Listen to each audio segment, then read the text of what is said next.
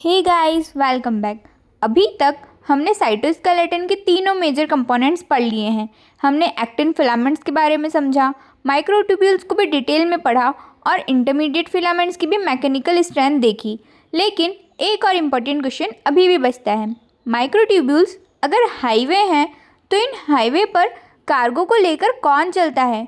और अगर स्पर्म इतनी स्पीड से स्विम करता है या रेस्पिरेटरी ट्रैक्ट में सीलिया कंटिन्यूस मूवमेंट करते रहती है तो उन्हें मूवमेंट करने के लिए एनर्जी कौन प्रोवाइड करता है?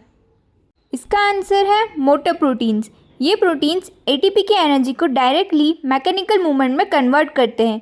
इसी वजह से इन्हें मॉलिक्यूलर मोटर भी बोला जाता है। चलिए अब इन्हें डिटेल में समझते हैं। मोटर प्रोटीन्स स्पेशलाइज्ड प्रोटीन होते हैं जो साइटोस्केलेटन के ऊपर मूव करते हैं। ये मूवमेंट रैंडम नहीं होती। हर प्रोटीन मूवमेंट का एक स्पेसिफिक ट्रैक होता है और एक स्पेसिफिक डायरेक्शन होती है। ये ऑर्गेनल्स, वेसाइकल्स, प्रोटीन कॉम्प्लेक्सेस और क्रोमोसोम तक मूव कर सकते हैं। अब बात करते हैं तीन मेजर मोटर प्रोटीन्स की। यूकेरियोटिक सेल में मायोसिन, काइनेसिन एंड डाइनिन, ये तीनों के फंक्शन अलग अलग होते हैं और ट्रैक भी अलग हो सकता है। सबसे पहले मायोसिन।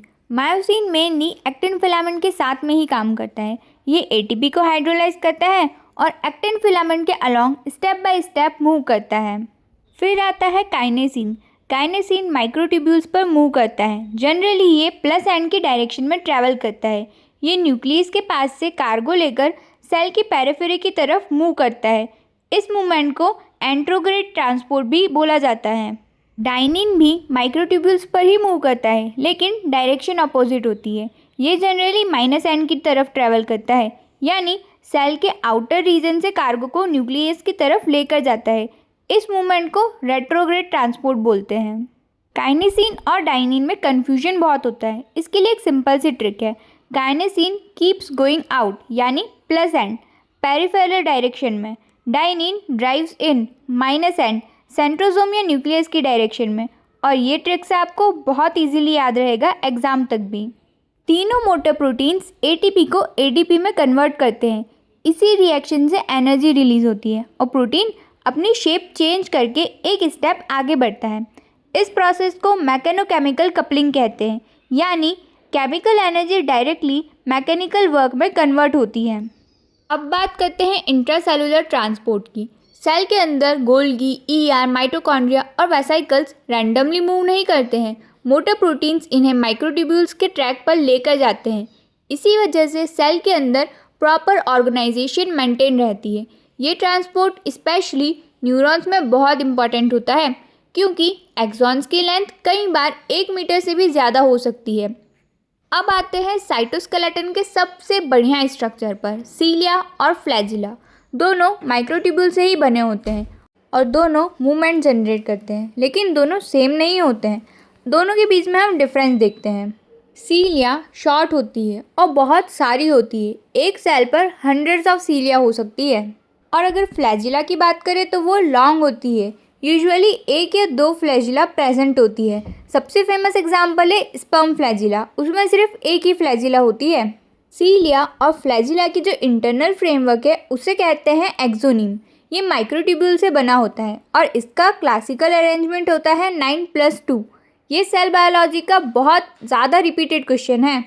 एक्सोनिम में बीच में 2 सिंगल माइक्रोट्यूब्यूल्स और उनके आसपास 9 पेरिफेरल डबलेट्स प्रेजेंट होते हैं। इसी ऑर्गेनाइजेशन को कहते हैं 9+2 अरेंजमेंट।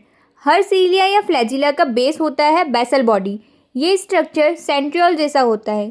इसमें 9 ट्रिपलेट्स माइक्रोट्यूब्यूल होते हैं, यानी बेसल बॉडी और सेंट्रियोल स्ट्रक्चरी ऑलमोस्ट सेम होते हैं, लेकिन एक्सोनिम में ट्रिपलेट्स नहीं डबलेट्स प्रेजेंट होते हैं। ज़रूर से ये डिफरेंस याद रखना। अब एक और क्वेश्चन, सीलिया मूव कैसे करता है? सीलियरी मूवमेंट माइक्रोट्यूब्यूल्स के स्लाइड करने की वजह से होती है। ये स्लाइडिंग करता है dynein. Dynein neighbouring microtubule doublets के बीच फोर्स जनरेट करता है, जिसके रिजल्ट में स्लाइडिंग बेंडिंग में कन्वर्ट हो जाती है और पूरा सीलियम बीट करने लगता है। लेकिन हर सीलिया मूवमेंट के लिए नहीं होता। मोटाइल सीलिया मूवमेंट जनरेट करती है, फॉर एग्जांपल रेस्पिरेटरी ट्रैक्ट में, फैलोपियन ट्यूब में। लेकिन कुछ सीलिया मूवमेंट नहीं करते हैं। जैसे प्राइमरी सीलिया बोला जाता है। ये सेंसरी ऑर्गेनल्स होते हैं और इनका अरेंजमेंट यूजुअली 9+0 होता है। अब एक बहुत इंपॉर्टेंट डिसीज़, अगर डाइनिन आर्म्स डिफेक्टिव हो जाएं तो सीलिया प्रॉपरली बीट नहीं कर पाता, रेस्पिरेटरी ट्रैक्ट में म्यूकस एक्यूमुलेट होने लगता है। मेल इनफर्टिलिटी भी इसी से होती है क्योंकि स्पर्म फ्लैजिला भी प्रॉपरली मूव नहीं कर पाता। इसी कंडीशन को कहते हैं Kartagener syndrome, primary ciliary dyskinesia. अब एक बार पूरा साइटोस्केलेटन को एक साथ देख लेते हैं। एक्टिन मूवमेंट और सेल शेप के लिए, इंटरमीडिएट फिलामेंट मैकेनिकल स्ट्रेंथ के लिए, माइक्रोट्यूब्यूल्स ट्रांसपोर्ट और ऑर्गेनाइजेशन के लिए, motor proteins movement on cytoskeletal tract, cilia और फ्लैजिला वोल सेल मूवमेंट या फिर फ्लूइड मूवमेंट के लिए। इसी कोऑर्डिनेशन की वजह से सेल एक लिविंग डायनेमिक सिस्टम बना पाती है।